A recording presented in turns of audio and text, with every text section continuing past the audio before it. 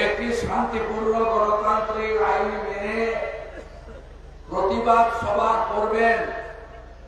তার জন্য গত 5 তারিখ থেকে আমাদের ভাইদের, বন্ধুদের এবং জেলা কমিটিকে লড়তে হচ্ছে।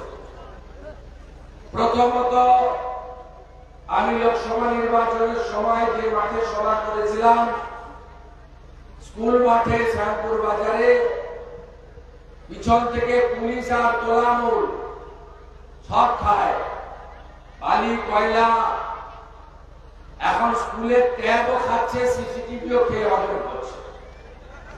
তারা পিছন থেকে ওখানে পারমিশন দেয়নি। আপনারা শুনলে অবাক হয়ে যাবেন। আমরা এই মাঠের এনওসি দিয়েছি, দেউলি ফুটবল মাঠ, এখানকার পুলিশ অনুমতি দেয়নি। হাইকোর্টে যেতে হয়েছে, 3 দিন ধরে হিয়ারিং হচ্ছে। আজকে বেলা 12:30টার সময় আমরা হাইকোর্ট থেকে মহামান্য হাইকোর্টের প্রতি কৃতজ্ঞতা জানাই, তারা অনুমতি দিয়েছে। শেষ খেলাটা কি খেলেছিলেন জানেন? এই কুলগ্রামের বাড়িতে যে এসপিটা বাজার করে, এই পাঁচলাতে এসপি অফিস আছে, ওই লম্বা কুলকের বাড়িতে বাজার করে এই এসপিটা। এখানকার ওসিকে দিয়ে পারমিশন দিতে দেয়নি, বলছে উনি অত্যন্ত গুরুত্বপূর্ণ লোক, কিন্তু ওনাকে সভা করতে দেওয়া যাবে না। বলছে এই যে রাস্তাটা না, সরু রাস্তা, এই রাস্তা দিয়ে এত লোক ঢুকবে আর বেরোবে, সব পদপিষ্ট হয়ে যাবে, তাই এখানেও পারমিশন দেওয়া যাবে না। মহামান্য বিচারপতি বলছে মিটার কত মাপ নিয়েছেন এই রাস্তা? রাজ্য সরকারের লয়ার বলছে 100 মিটার। বিচারপতি বলছেন বিরোধী দলনেতা এলপি হেঁটে যাবেন, গাড়ি বড় রাস্তায় থাকবে, সভা ওখানে হবে।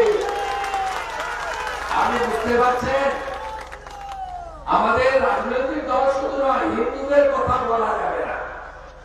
ওপারে ডক্টর ইউনিস আর এখানে বড় বোন মমতা ব্যানার্জি, দুজন এক।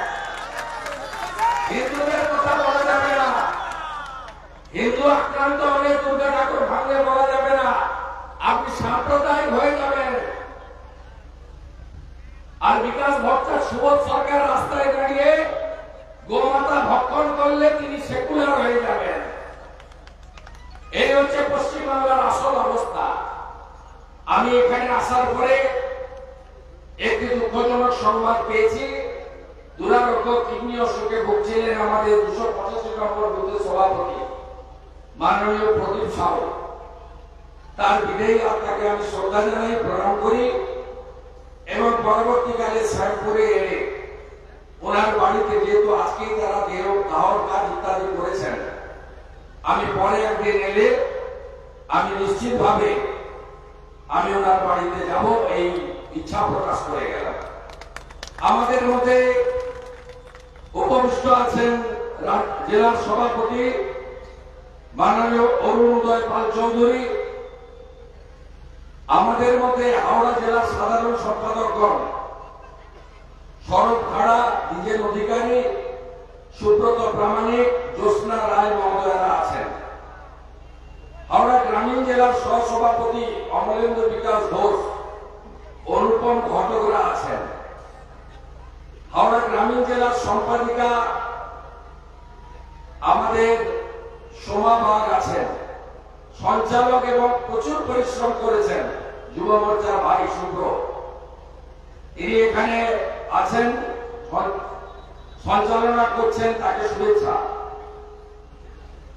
আমাদের মধ্যে শ্যামপুর বিধানসভা যারা আয়োজক, তার কনভেনার মান্যবর কৌশিক চক্রবর্তী, কো কনভেনার সঞ্জয় মন্ডল, মন্ডল 1-এর সভাপতি সুরজিৎ মন্ডল, মন্ডল 2-এর সভাপতি মিহির প্রামাণিক, মন্ডল 3-এর সভাপতি মানস কুমার ঘোষ, মন্ডল 4-এর সভাপতি তুষার কান্তি মাল, মন্ডল 5-এর সভাপতি সুধীন্দ্র সামন্ত, আমাদের বিশিষ্ট প্রবীণ কার্যকর্তা ওল্ড অলওয়েজ গোল্ড অসি রঞ্জন গুড়িয়া, অসি ভাজরা, আর মানেশ্বরী দেবসেবা সমিতির সভাপতি মীনাল কান্তি ঘোষ সহ সম্মানিত মঞ্চ, প্রত্যেককে আমি আমার অন্তর থেকে আমাদের পরীক্ষা সেলের ভাইরাও আছেন, আমি প্রত্যেককে অভিনন্দন এবং ধন্যবাদ জানাই।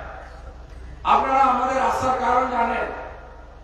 বিজয়া দশমীর দিন কোন কারণ ছাড়াই চারিদিক থেকে সন্ত্রাসবাদী গুন্ডা তাদেরকে জড়ো করে ডেপুটেশনের নামে এখানে আমাদের বিজয়া দশমীর একাধিক দুর্গা মূর্তিকে ভাঙা হয়েছে। হিন্দু সমাজকে আতঙ্কে রাখা হয়েছে 5 দিন। আগের 144 ধারা, এখনকার 163 ধারা, এবং এখানে নেটওয়ার্ক ইন্টারনেট বন্ধ করে গোটা পৃথিবী থেকে আপনাদেরকে বিচ্ছিন্ন করে রাখা হয়েছিল 72 ঘন্টার বেশি সময় ধরে।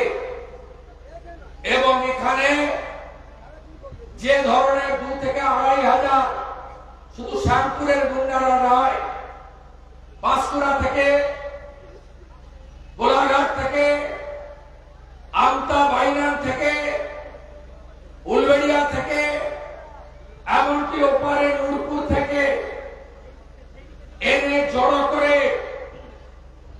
তাণ্ডব করা হয়েছে। আমি বিরোধী দলনেতা, আমি 5 দিন ধরে ঢোকার চেষ্টা করেছি। আমাকে এসপি ডিজি অনুমোদন দেয়নি, 3 বার রিজেক্ট করেছেন। আমি যখন নাছড় বাঁধা, তখন আমাকে 163 ধারা উঠে যাওয়ার পরে 19 তারিখে আসার জন্য অনুমতি দিয়েছিল। 19 তারিখে আমি যেহেতু কলকাতা বা মেদিনীপুরের বাইরে ছিলাম, উত্তরবঙ্গে, আমি 20 তারিখে আপনাদের এখানে শ্যামপুর বাজারে প্রবেশ করে যে মণ্ডপ ভেঙেছে, যে মন্দির ভেঙেছে, যে ব্যবসায়ীদের, দোকানদারদের, লোকাল হিন্দু বাড়িগুলোকে বেছে বেছে ভাঙচুর করা হয়েছে, আমি পরিদর্শন করেছি। এবং ছোট্ট কর্মসূচি করে থানাতে অ্যাডিশনাল এসপি সহ পুলিশের যারা আধিকারিক ছিলেন তাদের সঙ্গে আমি মিট করেছিলাম। আমি সেখানে মাননীয় অ্যাডিশনাল এসপির মাধ্যমে রাজ্যের পুলিশ মন্ত্রী তথা মুখ্যমন্ত্রীকে একটাই প্রশ্ন করেছিলাম যে আপনারা ডেপুটেশন দিতে আসবেন কোন একটা ইস্যুতে, কোন একটা গোষ্ঠী বা সম্প্রদায় তারা তাদের খোঁজ ছিল, আপনারা জানতেন, আপনারা ডেপুটেশনের তারিখ দিয়েছেন। আজকে বিরোধী দলনেতা সহ বিজেপির লোকেদের আটকাতে, হিন্দু সমাজকে আটকাতে, জাগ্রত সনাতনী সমাজকে আটকাতে এত পুলিশ, এত র্যাব, এত কমব্যাট ফোর্স, জল কামান, 163 ধারা, গার্ডের লাগানো, হেলমেট, গ্যাস, রাবার বুলেট, এত সেজে গুজে এসেছেন, বুলেট প্রুফ জ্যাকেট, আপনারা সেদিন এই ব্যবস্থাটা রাখলেন না কেন? উত্তর দিতে পারেনি। এবং আপনারা শুনলে অবাক হয়ে যাবেন, এই রাজ্যে মমতা ব্যানার্জির আমলে পুলিশকে কোথায় নিয়ে গেছে? 3 ঘন্টা শ্যামপুর থানা থেকে সব পুলিশরা সঙ্গে সিভিক ভলেন্টিয়ার পালিয়ে গেছিল, কেউ ছিল না। বিকেল 4টা থেকে সন্ধ্যে 7টা পর্যন্ত কোন পুলিশ ছিল না। আমি আসবো বলে শ্যামপুর থানার যে ব্যানারটা ছিল, পার্মানেন্ট যে টিনের লোহার ফ্রেম নিয়ে হোর্ডিং বা প্রবেশদ্বার, সেটা ভেঙে দিয়ে গেছে ওরা। স্কুলকেও ছাড়েনি। আমি আসার আগে সারিয়েছি। আজকে আমরা কোন রাজ্যে বসবাস করি? কোন রাজ্যে আমরা আছি? আমাদের কেন এই অত্যাচার সহ্য করতে হবে? আমি প্রশ্ন করতে চাই সনাতনী জনগণকে, আর প্রশ্ন করতে